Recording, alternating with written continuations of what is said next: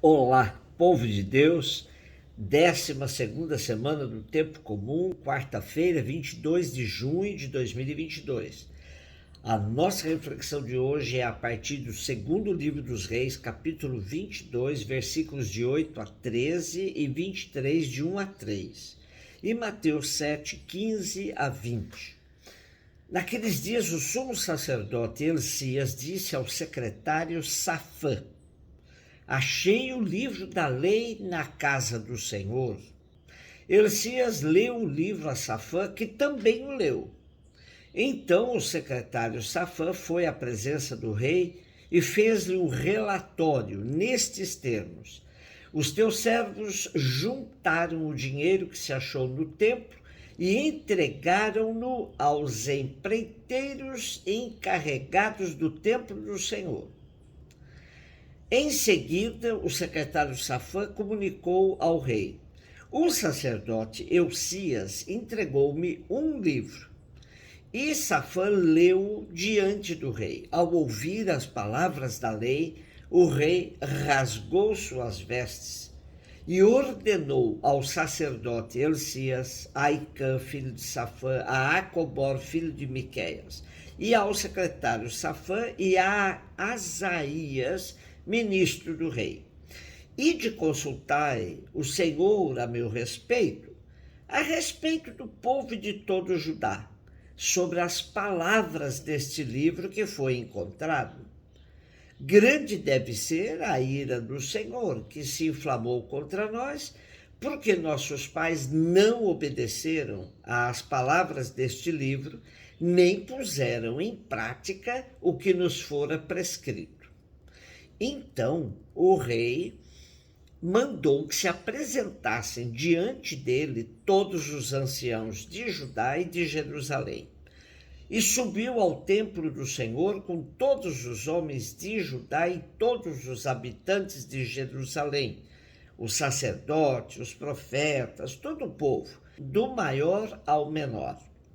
Leu diante deles todo o conteúdo do livro da aliança, tinha sido achado na casa do Senhor. De pé sobre o seu estrado, o rei concluiu a aliança diante do Senhor, obrigando-se a seguir o Senhor e a observar seus mandamentos, preceitos e decretos, de todo o seu coração, de toda a sua alma, cumprindo as palavras da aliança escritas naquele livro.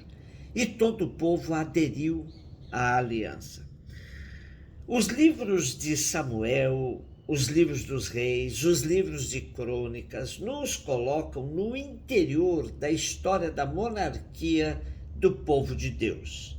Narram os feitos dos reis, desde Saul, passando por Davi, Salomão, até Joaquim, que foi levado para o cativeiro da Babilônia.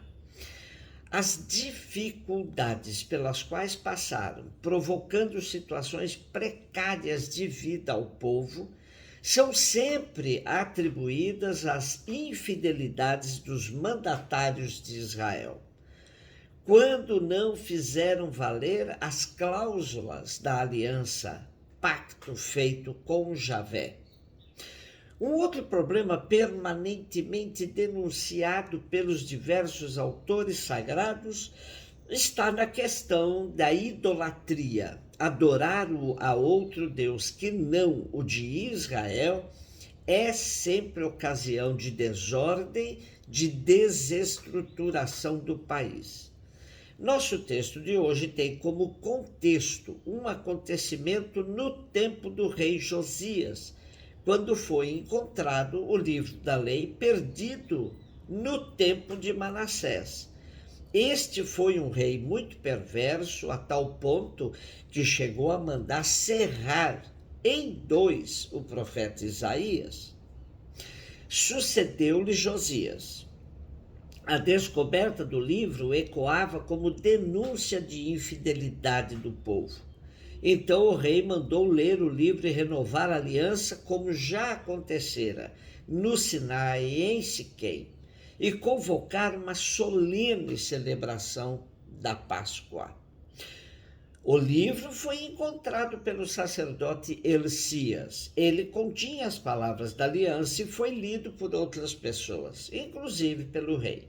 Sua leitura provoca grande comoção e adesão da parte do povo. Ao longo da história de Israel, por diversas vezes, volta-se à leitura do livro para recordar os compromissos assumidos neste pacto. Desta forma, fica claro que a religião de Israel se baseia numa fé histórica, num Deus que caminha junto com seu povo. Mateus 7, 15 a 20. Disse Jesus aos seus discípulos: cuidado com os falsos profetas. Eles vêm até vós vestidos com peles de ovelha, mas por dentro são lobos ferozes. Vós os conhecereis pelos seus frutos. Por acaso se colhem uvas de espinheiros ou figos de urtigas? Assim toda árvore boa produz frutos bons, toda árvore má produz frutos maus. Uma árvore boa não pode dar frutos maus, nem uma árvore má pode produzir frutos bons. Toda árvore que não dá bons frutos é cortada e jogada no fogo. Portanto, pelos seus frutos vós os conhecereis. Continuamos no contexto dos capítulos de 5 a 7 de Mateus, onde temos o grande sermão da montanha. Vemos no início do discurso que Jesus sobe à montanha, se senta e começa a ensinar aos seus discípulos.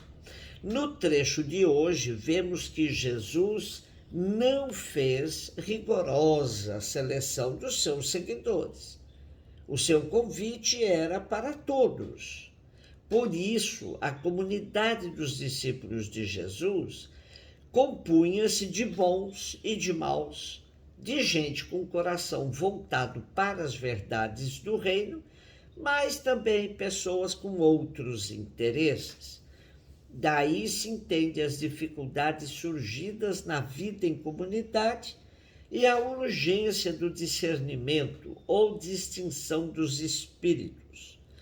Durante toda a história do povo de Deus surgiram profetas que gozaram de grande estima, mas também falsos profetas. Havia que saber distingui-los. O critério para essa distinção era o fruto que produziam. A imagem da árvore é bastante recorrente nos textos bíblicos. A árvore boa dá bons frutos, a árvore má dá maus frutos. Porém, sabemos que no dia a dia nem sempre é fácil distinguirmos a qualidade das árvores e dos frutos. Por isso, todo o ensinamento de Jesus para que tivéssemos cautela na hora do julgamento segue válido. Distinguir árvores e frutos exige de nós atenção permanente e cuidado para que não cortemos árvores boas só porque demoram a dar frutos, confundindo-as com árvores más que podem até ser frondosas. Peçamos sempre o dom do discernimento, sobretudo no momento de fazermos nossas escolhas, para que não fiquemos insistindo com árvores más, pensando que ainda darão frutos bons. E todo o cuidado do mundo com falsos profetas, aqueles que só anunciam prosperidade, aqueles que só dizem, mas está tudo bem, está tudo em paz, quando a situação, a olho nu, a gente percebe que não vai bem. Cuidado com os falsos profetas. E nós, na nossa sociedade, estamos cheios dele. Um beijo no seu coração.